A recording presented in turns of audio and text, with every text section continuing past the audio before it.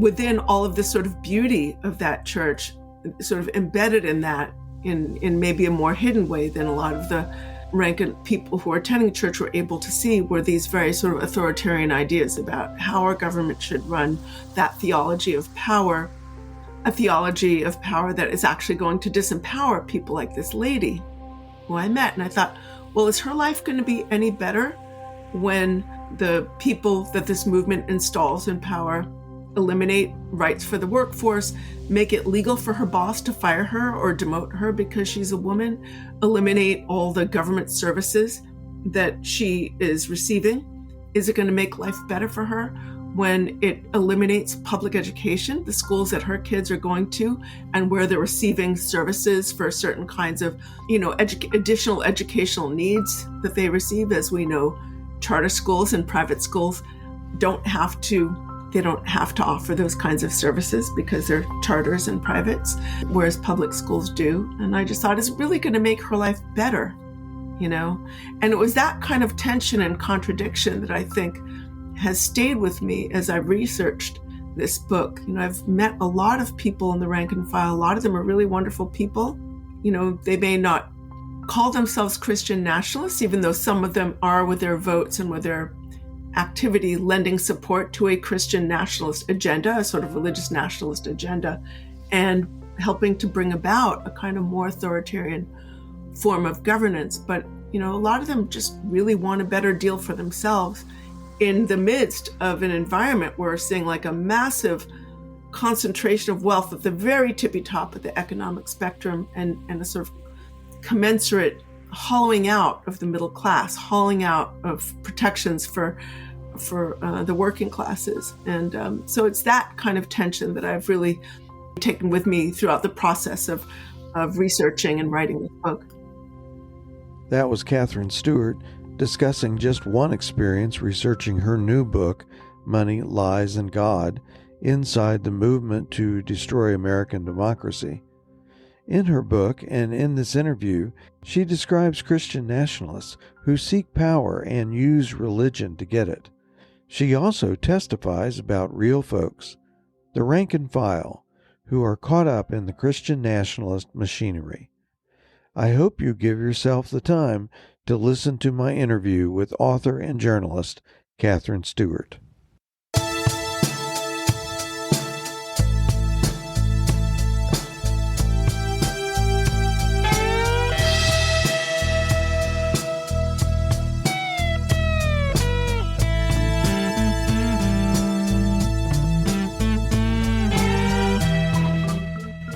Welcome to the podcast series, Telling Jefferson Lies. I'm Warren Throckmorton. This season, I'm focusing on two main aspects of the false belief that America was founded as a Christian nation. First, I'm exposing the false history which props up Christian nation storytelling. Second, I am listening to experts discuss the weaknesses of Christian nationalism. This interview is a part of that purpose. I began by asking Katherine to describe who she researched and wrote about in the new book, Money, Lies, and God.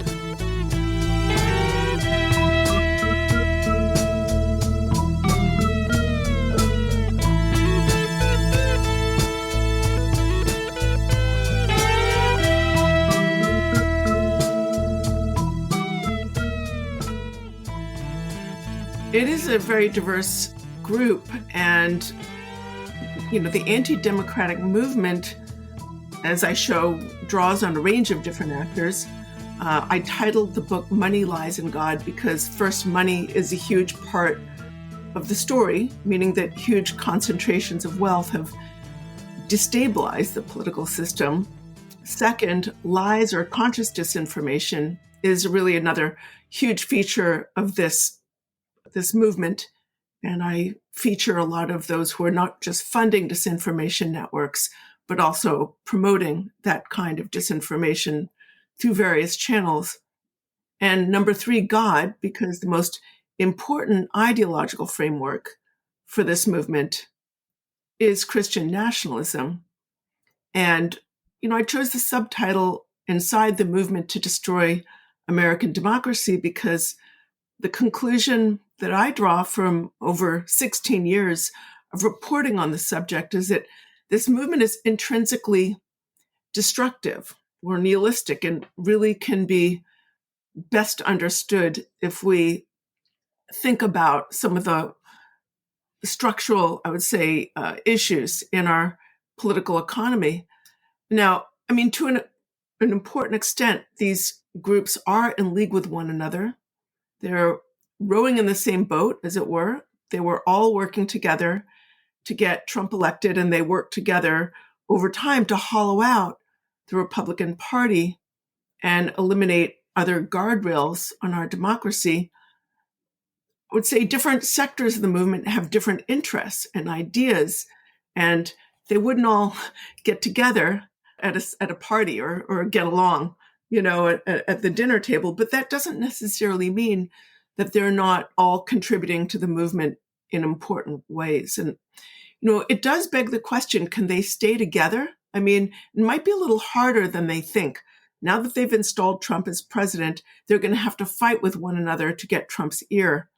While before they were kind of united in fighting the dread scourge of the Democrats and the left and the supposed woke communists of the Democratic Party. So it begs the question, I think, where are the fissures in the movement? Where are their divisions and can they be exploited? And I think that, if you want to look at the most obvious ones, we can look at the oligarchs, for instance, who are funding this movement, many of which I discuss in my book, Money, Lies, and God. So they want to lock in their monopoly profits. They want minimal regulation for their businesses, minimal environmental regulations, low taxes for the rich. They want to prohibit any kind of government oversight of their activities, but they also want to receive direct or indirect public subsidies. They're fine with the massive wealth inequalities that we see today, and they want to keep labor costs down. They want to keep labor rights at a minimum. They want to bust unions. Meanwhile, the rank and file of the movement, a group I call the foot soldiers, broadly speaking, want the exact opposite. They want a better shake for the workforce, generally for themselves specifically. A lot of them are driven to the movement because they feel a sense that they're falling behind in the American economy, which is often very true. They feel stretched. They feel like it's harder to make things work for their families. So while these two groups, the funders and the foot soldiers, are united at a symbolic level, both sides, they've pitched themselves as disruptors of the regime or the status quo. But at the same time, they're really not wanting the same kinds of things. So that kind of tension can be highlighted and exploited. I think, by the way, we see a similar tension on the part of the movement that is religiously driven. So the funders want, government off their backs, but theocrats want government in everybody's bedrooms and enforcing social, moral, and religious codes. The religious wing talks a really good game about family values, but the economic system that they, together with the funders, have championed over time is really a huge source of stress for modern American families, and it makes so many of them, makes things so much harder for them to succeed. Yeah. I'm thinking of a couple of current events while you're talking. Steve Bannon and Elon Musk, are at some odds.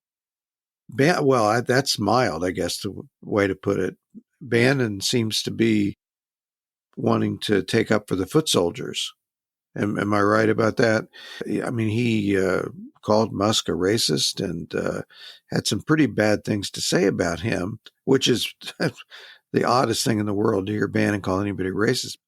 Bannon, who has featured many racists on his war room and who has sort of worked hand in glove with many people who have said really overtly racist things. Absolutely. I mean, the thing about Bannon is he just wants to destroy stuff. He just wants to blow stuff up. I mean, I use the term reactionary nihilism to describe, it's not a perfect term, of course, but I think of it, as nihilistic in terms of the fact that they want to sort of tear down the regime or the established order.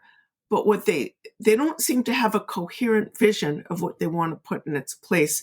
the vision that they have relies on some mythical version of the past that never really existed the way that they think it does, and reactionary in that they sort of want to destroy all progressive and forward-looking policies that have frankly led to the American prosperity of the 20th and first part of the 21st century. They want to sort of tear all of that down. They want to tear down the institutions of democracy that have provided a post-war stability, certainly for the West and the NATO alliance. It's really ironic because, they're always sort of talking about how great the West is, and yet they want to seem to destroy it, Western stability. So, Bannon will say all kinds of stuff. I think that what we might be seeing is a clash in some ways of egos, and the sort of fine, to some extent, agendas, but even more a clash of egos. So I think that we can think about what we saw in the first Trump administration in 2016. I mean, there was a revolving cast of characters coming in and out of favor. Someone's in, and then they're amazing, and then 2 months later they're out, and they're the worst person. And I think we can prepare for some of the same antics and performative stuff that we saw in 2016. You mentioned the end game a little bit, that you don't think they know what they want to achieve. So let's talk about that a little bit, that they have some idea of the mythical past. In the book I'm working on now, that's one of the things that I spend a lot of time talking about. Don't they all have different ideas about what that past is? I mean, you talked about Opus Dei in the description of your book, and then there are the Christian nationalists who are more charismatic in their orientation, and very diverse. I would say that the movement, broadly speaking, draws on conservative Protestants and evangelicals, conservative Catholics, the Pentecostal and independent neo-charismatic networks are sort of bringing new blood to the movement. The movement's funders are, frankly, all over the map religiously. Some are Jewish, some are Protestant, some are Catholic, some are atheistic. I mean, again, religiously, they're all over the map. When you're speaking about the sort of Christian nationalist element of the movement and the sort of false history that they promote, bad history is, frankly, their lifeblood. They cling to this false idea that America was founded on a homogenous culture, which it wasn't. They cling to big historical myths, like the idea that the Civil War was a simple misunderstanding about states' rights. They cling to myths about the ideas and philosophies that led to the end of slavery, the institution of slavery. They cling to the myth that American prosperity in the 20th century had nothing to do with support for public goods and services like public education or labor rights or social insurance and so on. I mean, they fabricate myths about recent history. They lie about the political opposition. They call anyone to the left of them, including insufficiently loyal Republicans, woke communists. They smear Christianity, as many, if not most, American Christians understand it, as heretical. They call them fake Christians, or even satanic, as we saw a couple of days ago with Marion Budd, who spoke at inauguration events around the inauguration proceedings. So I could go on, but basically this is a movement that sees facts mainly as obstacles to useful polemics. It seems to prefer comforting myths to complicated realities. So I'd like to drill down on that a little bit. These groups have different backgrounds and they don't all want the same thing. Can you talk about that? Say a Catholic group in Lance Wallnau, they don't all want the same end game, do they? No, absolutely not. But here's the thing. I think about, what they want and where some of the synergies might be. So the Christian nation myth, for instance, if you look at the way it works in the right-wing legal movement, let's just pick that as an example, okay? And their distorted interpretation of religious liberty, which I think both Lance Wallnau and I would think of like this sort of right-wing legal sphere groups like the Alliance Defending Freedom or Liberty Council. The right-wing legal sphere is a huge element of this movement. So the legal advocacy wing of the movement has also adhered to this mythical version of the origin and meanings of the First Amendment and the separation of church and state. They maintain the goal in America was never to keep religion out of government, but rather to promote religion, and in particular, one variety of religion or approved varieties of religion. So, maybe Lance Wallnau's version of sort of neo-charismatic sort of representation of neo-charismatic movements would be approved as because really the politics is leading the faith, not doctrine. And also their version of the faith is sort of more folks who work within the Alliance Defending Freedom. Some of them are ultra-conservative Catholics, some of them are evangelical. In a way, it's like the politics that leads rather than any particular doctrinal distinctions. So, what they've done with this is, in defiance of the actual history, they're stripping the Establishment Clause of any real meaning in our Constitution, and at the same time, in the cases that are interpreting the Constitution. And at the same time, they're weaponizing the Free Speech Clause as a device for protecting what they call religious viewpoints. And again, this is in defiance of the history, which places the burden of religious protection on the Free Exercise Clause, not the Free Speech Clause. But as a result of this twisted history that they promote with their Christian nation myth, they're reading the Constitution as a mandate for guaranteeing privilege for certain varieties of faith to impose their discriminatory views on other people without any interference from government. And that is something that, so the independent charismatics, who are right-wing, by the way, independent charismatic movements are very diverse. Some of them are more right, some of them more left, but they're heavily given over to sort of far-right politics. Ultra-conservative Catholics and also, I would say, conservative evangelicals would all sort of agree on. I think it's hard to overstate the degree to which the religion doesn't really matter as much as the politics. If your version of religion is promoting a certain kind of politics, well, then you're okay. And this really hit home for me the other day. I was at America Fest. It's Charlie Kirk's Turning Point USA. I went in December. It was fascinating. There are 20,000 people there. And there was a fellow there who's the head of Turning Point USA Faith named Lucas Miles. And he's written a book called I don't have the title off the top of my head, something like Woke Jesus, how, wokeism is destroying the faith or something like that. His whole thing is about how progressive Christianity, moderate Christianity is heretical. He even took pot shots at the He Gets Us. Do you remember that? He Gets Sure. Us, Jesus, He Gets Us. It was, got a lot of criticism from the, people who are secularists or the left as well. They're saying, why are they promoting religion at Super Bowl halftime and who's behind this group? But according to people like Turning Point USA Faith, this is a terrible ad because it's not reactionary enough. He actually said, where's Christianity gone wrong? It started in the 17th century. What he said, with the historical Jesus movement, with the social gospel, which is frankly how I think most American Christians understand Christianity, understand their faith. He said, with liberation theology and Black liberation theology. So he went on and on in several different presentations about how woke Christianity is destroying the church. And he said, we need a new Nicene creed or council. He said, I'm working with 35,000 churches to do this, basically trying to push the way most Americans, or many Americans at least, understand Christianity to the side. Wow. A new Nicene Creed. That's, Yeah. okay. I want to hear your thoughts. Well, I'm just thinking, what would he want to change about the theology other than maybe making Republican membership part of the requirement?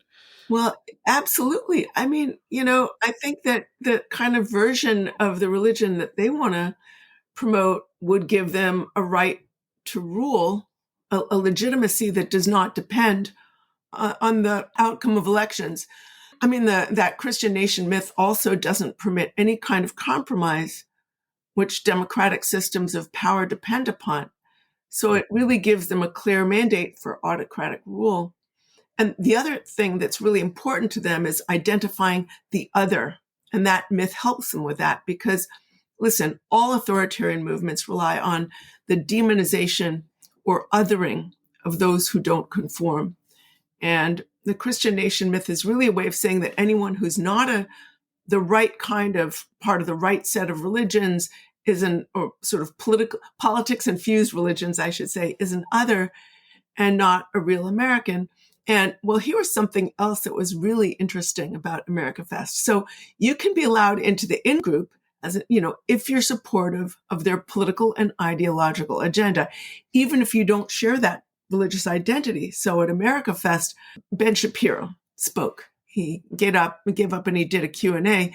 And some young lady asked him if sectarian Bible teachings in public schools are okay. How do you feel about that? And he said, I think it's great because even though many of these programs are aimed at convincing children that there is one correct religion, which is Christianity, and all others are wrong, he's okay with it. And so he's kind of saying, he had some explanation, and he's definitely sort of in the club, right? So as long as he's sort of on board, he's okay, right? Or look at Barry Side. He's a Jewish Chicago billionaire. He donated $1.6 billion to form the Marble Freedom Trust. I talk about him and his trust in money, lies, and God.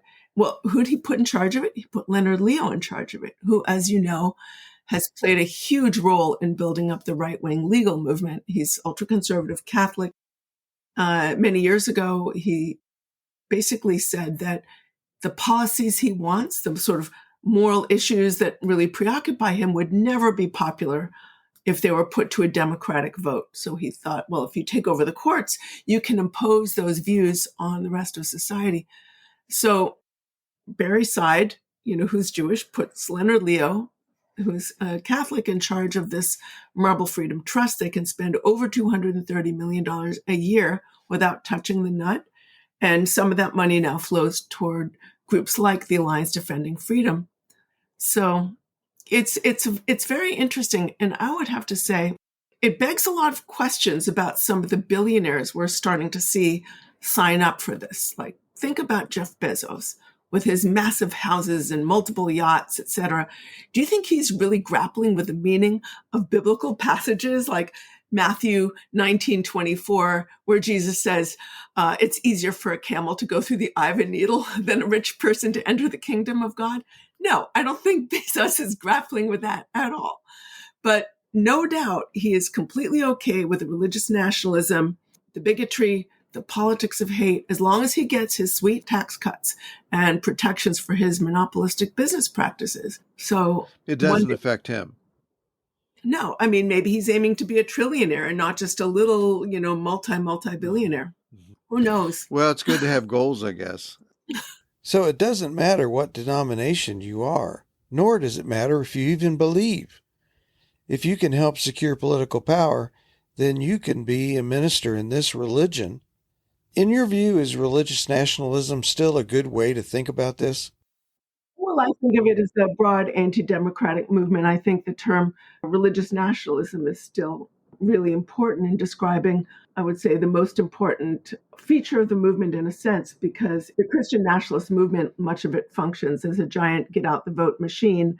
Religious nationalism is really instrumental in activating this movement. But, in a way, I think I use the term religious nationalism in the subtitle of my last book, which is called The Power Worshippers Inside the Dangerous Rise of Religious Nationalism, because I wanted to draw similarities with other forms of religious nationalism around the world. So when a leader like Vladimir Putin in Russia, or Viktor Orban in Hungary, or Erdogan in Turkey, or leaders in Iran, when these leaders want to consolidate more authoritarian forms of political power, they bind themselves very tightly to ultra-conservative religious figures in their own countries in order to give themselves a certain kind of spiritual legitimacy. They're like bubble wrapping themselves in sanctimony. And they say, see, I'm surrounded by the holy men, so I have like God's hand on my shoulder, and you can't touch me. It's a way of guarding against any democratic investigation of their own crimes or the abuses they might be perpetrating against their own people. And, there are nuances that are very specific to different countries and regions, but essentially, their countries aren't really, I mean, some of them are more overtly theocratic than others, but what they're really doing is dividing their populace between the outsiders and the inside, the them and the us, and the division weakens the population. It inhibits the idea of any kind of government of the people, by the people, and for the people.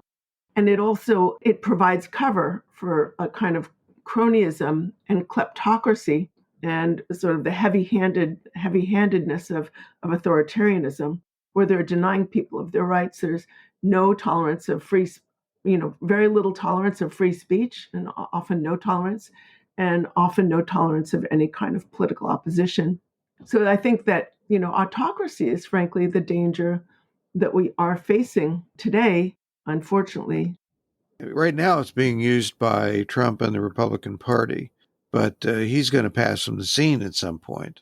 That's absolutely true. I mean, I pay a lot of attention in my forthcoming book to a group called the New Right, which is a kind of, I would say, less explicitly theocratic in its aims, but more explicitly anti-democratic. If you think about a document like Project 2025, which was coordinated by the Heritage Foundation with the input of over 100 other organizations, many of the policies that they put together are explicitly very anti-democratic, and they have members of the New Right who are often coming out of policy groups like the Claremont Institute. A number of them are occupying positions now in the Trump administration.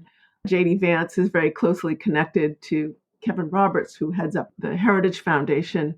And again, some of these folks in this group adhere very closely to Christian nationalist ideas or religious nationalist ideas. Some, frankly, seem quite atheistic.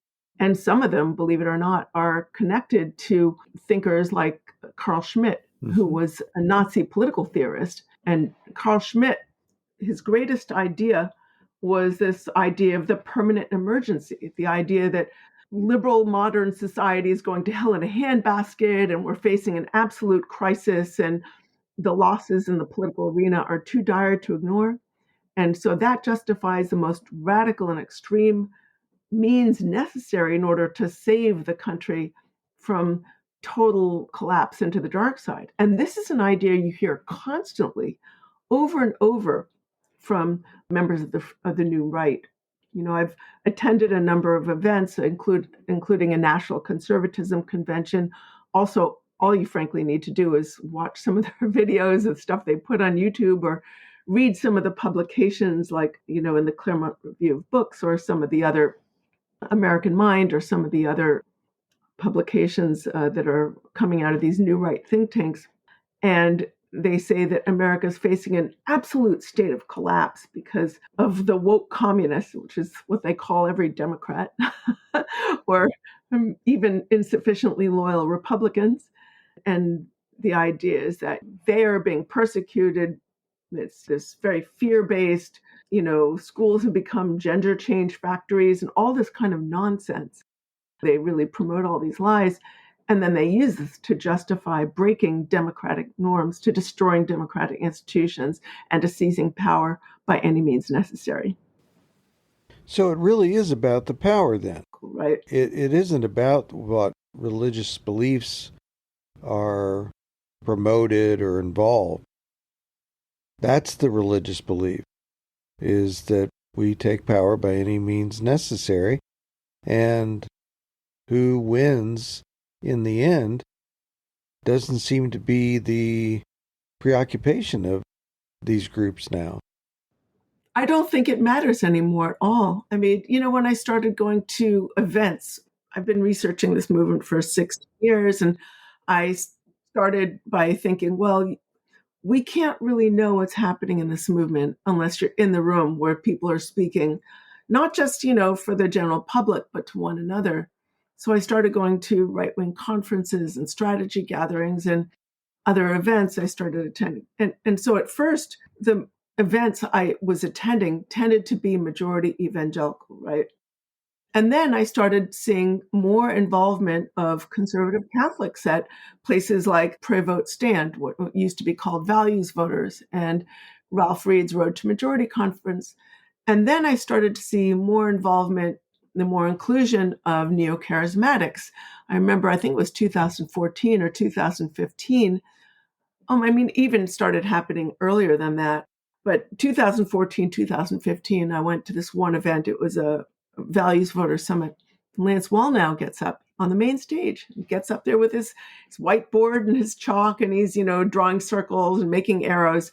I was like, that's interesting that he's here, because this has been a kind of space that has traditionally, typically excluded people who are from that, I would say, neo-charismatic movement. But I think some of the more forward-thinking strategists of the movement, people like Ralph Reed, have long recognized that they need to create. I mean, listen, it all started decades ago, many that détente between ultra-conservative Catholics and evangelicals, and it reached a turning point with signing of the Manhattan Declaration in 2009, which was where Catholics and evangelicals decided to, and I would say ultra-conservative Catholics, because Catholicism is very diverse too, decided to sign a declaration saying, we're going to set aside our theological differences and come together in support of the culture war issues that really move us. So they wanted to oppose same-sex marriage. That was a huge thing. Abortion rights, of course. And then they also agreed to sort of focus on the issue of religious liberty, which, as we discussed, is a kind of reinterpretation of the idea of religious liberty that our founders never intended. So, but we're just seeing that process of détente more and more. And I'm even seeing, I think the influence of the neo-charismatic movements are really bringing new energy into the movement. They're diversifying the movement racially. And it's like the language and style of these movements is showing up even in places that are not themselves neo-charismatic or Pentecostal at all. So, for instance, the Ziklag group, which is a gathering of extremely high net worth individuals who are funders of the movement, along with people like Mike Flynn and some very key Republican politicians, they're starting to have what they call Seven Mountains sessions. Seven Mountains is the idea that only Christians of a certain variety should dominate the seven mountains or peaks or molders of culture, which they consider government, education, and the like, the law, media, things like that. So they're very explicitly dominionist. These are ideas. This is an idea sort of framing that has come out of the neo-charismatic movement, who was, led in many regards or sort of amplified by C. Peter Wagner and by Lance Wallnau. But now these ideas are getting drawn into these other spaces. So now if you go to Ralph Reed's Road to Majority Conference, you'll see Seven Mountains presentations, not just in the breakout sessions, which I started to see, but now also from the main stage. So these ideas are sort of permeating through sectors of the movement that never really included this. And what they are is a kind of theology of power. Is Waldo still involved? Yeah, Waldo is involved. So, in my last book, I called David Barton, who's the movement's sort of key myth maker. I called him Where's Waldo? Because he shows up everywhere. He's leading pastors on these tours. He's got a youth program. He's publishing. He's, talking to a lot of politicians. He's getting involved in sort of Republican outreach apparatus. He's part of these pastor networks. He's everywhere. So he and his son, Tim Barton, who is really carrying on his father's torch, I would say, are continuing to spread their myths, and they're really working through a lot of different groups. So, for instance, in my new book, Money, Lies, and God, they feature in at least two chapters. I believe I referenced them in others, but they feature prominently in two chapters. So in the first chapter of the book, I go to a gathering of an organization called Faith Wins. It's one of these big pastor networks, draws together pastors from a particular region into a church usually, and then a number of speakers will come in and do presentations, and their aim is really to turn out the conservative Christian vote through these churches. They tell pastors it's their biblical duty to get involved. They give them all these very robust tools for turning out their congregations, etc. So Tim Barton was there and, gave a really speech referencing the idea that in the revolutionary period, the priests tore off their robes and took up their guns. And this is sort of what these, figuratively speaking, what these pastors should be doing as well. And then in chapter 3 of Money, Lies, and God, I think it's chapter 3, I focus on, it's an education-focused chapter. I focus on Moms for Liberty. Yeah, it is chapter 3. It's like where, you know what Moms for Liberty is. It's an organization that's supposedly fighting, woke overreach in public schools.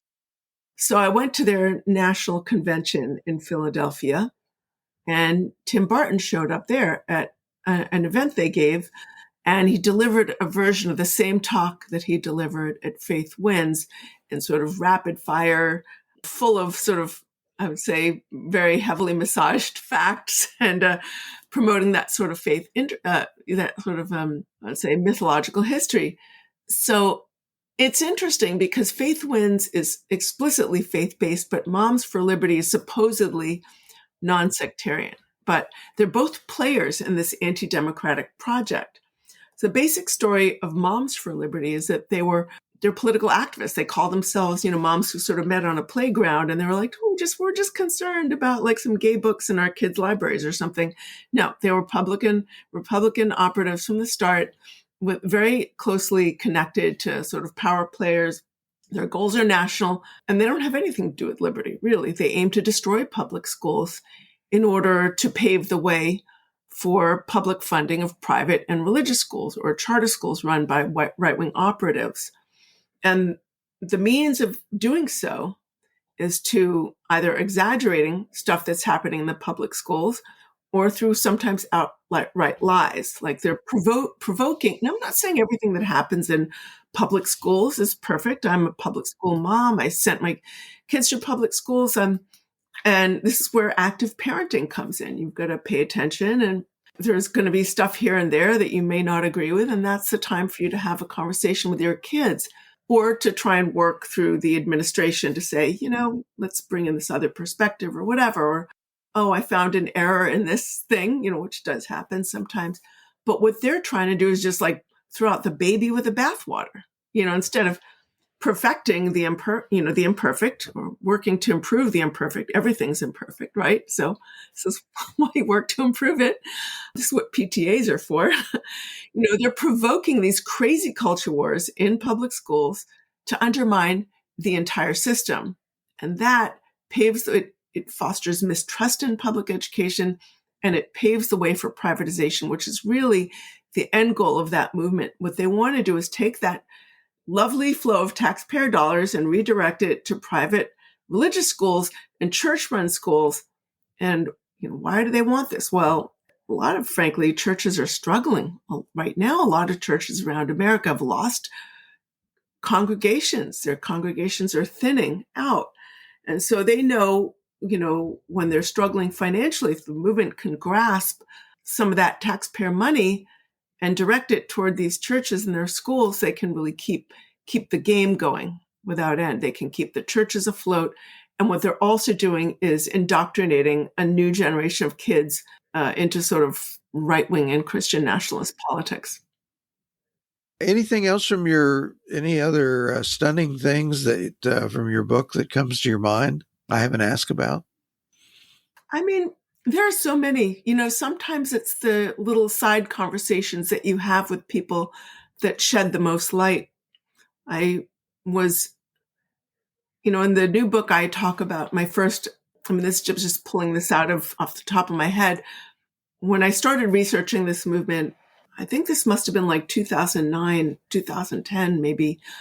I found myself at a church in West Texas in the Permian Basin that was an NAR church. I know it was a New Apostolic Reformation church. I know it was New Apostolic Reformation church because the wife of one of the pastors sort of befriended me. I showed up there because they were getting really heavily involved in school board meetings, even though the school board they were getting involved with wasn't even in their district. And what they were objecting to was a sex education program that spoke about contraception methods. and avoiding STDs. And this is in a district that is one of the most, has one of the highest rates of teen pregnancy in the country, not the highest, but among the highest. And so I think there were a lot of, I know there were a lot of folks in town who were like, we really need to introduce sex education into our curricula so kids don't end up becoming parents against their will, and help them understand how to avoid pregnancy and manage all of that world. So this is in the high school. The church was busing their people into a crosstown, into a district school board meetings where they were being very heavily disruptive. So I thought, well, let me check out this church and see what they're really all about. So I started spending a little bit of time there. I was in town for a couple of weeks. And I met this other woman. She's really interesting. She was, this was a very multiracial church.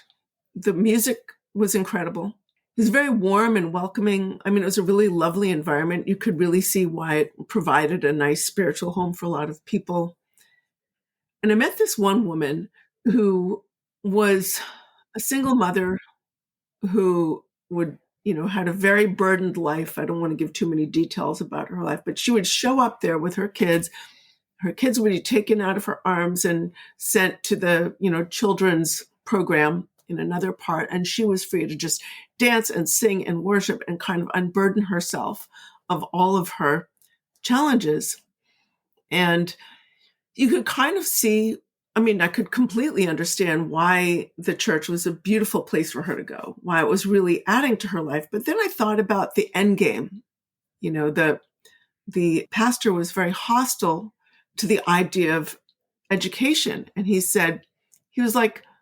said very reluctantly something like, you can get your education, but then you need to get your victory over your education. The idea is that don't think so critically, don't get so educated that you doubt what I say. And he was really operating on I felt like a very authoritarian model. And within all of this sort of beauty of that church, sort of embedded in that in maybe a more hidden way than a lot of the rankant people who are attending church were able to see, were these very sort of authoritarian ideas about how our government should run, that theology of power, a theology of power that is actually going to disempower people like this lady who I met. And I thought, well, is her life going to be any better when the people that this movement installs in power eliminate rights for the workforce, make it legal for her boss to fire her or demote her because she's a woman, eliminate all the government services that she is receiving? Is it going to make life better for her when it eliminates public education, the schools that her kids are going to, and where they're receiving services for certain kinds of, additional educational needs that they receive? As we know, charter schools and private schools don't have to offer those kinds of services because they're charters and privates, whereas public schools do. And I just thought, it's really going to make her life better, And it was that kind of tension and contradiction that I think has stayed with me as I've researched this book. I've met a lot of people in the rank and file. A lot of them are really wonderful people. They may not call themselves Christian nationalists, even though some of them are, with their votes and with their activity, lending support to a Christian nationalist agenda, a sort of religious nationalist agenda, and helping to bring about a kind of more authoritarian form of governance. But, a lot of them just really want a better deal for themselves in the midst of an environment where we're seeing like a massive concentration of wealth at the very tippy top of the economic spectrum, and a sort of commensurate hollowing out of the middle class, hollowing out of protections for the working classes. And so it's that kind of tension that I've really taken with me throughout the process of researching and writing this book. Yeah, I think that's gold, really. That's the human part of this. Yeah. That I just wish that more people could get. Because, yeah, you're exactly right. She's just trying to make a better life for herself. Migrants are trying to come here to do that. That's what they want. They're not trying to destabilize the country. But people who live here, they're just trying to do that too. So there are people who are Christian nationalists who voted for Trump. they just wanted lower egg prices, many of them. And they thought that would, help. So we just have a bunch of cynical people taking advantage of people who are just trying to do the best they can for themselves and their kids.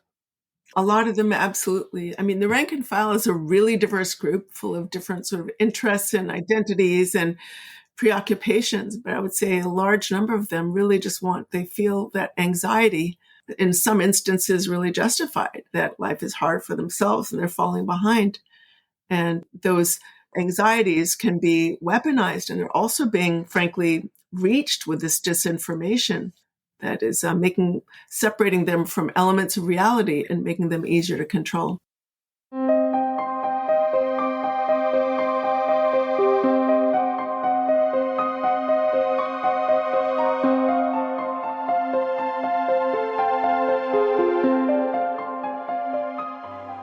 I think Katherine was quite insightful in this discussion, and I want to thank her for joining me for this interview. She not only sees the big picture with the activity of Christian nationalist organizations, but has insight into many individuals who work in churches and go to the polls. For many people, the Christian nationalist world is an adaptation which helps them stay connected to a mutually beneficial social order. Examining it factually or considering the long-term consequences to themselves and others is fraught with potential losses. What Katherine had to say about income disparities is especially timely in light of the passage of President Trump's budget on July 3rd. While there are some imminent tax breaks for low to middle income wage earners, the lion's share of the tax relief goes to the upper class. According to a Washington Post analysis, the highest percentage of tax breaks go to those making over $361,000. Those in the bottom 20% of income get the lowest percentage break. The longer-term effects on lower-income persons is also troubling. The Congressional Budget Office estimates that 11.8 million people will become uninsured by 2034, and 3 million more won't be eligible for food assistance payments. Many of the people getting the short end of the stick are people who voted for Trump, but have been convinced by their churches and Christian leaders that God favors Trump's policies. I'm not a theologian, but I know enough to say that putting your thumb on the scale to favor the rich over the poor is not a Christian value.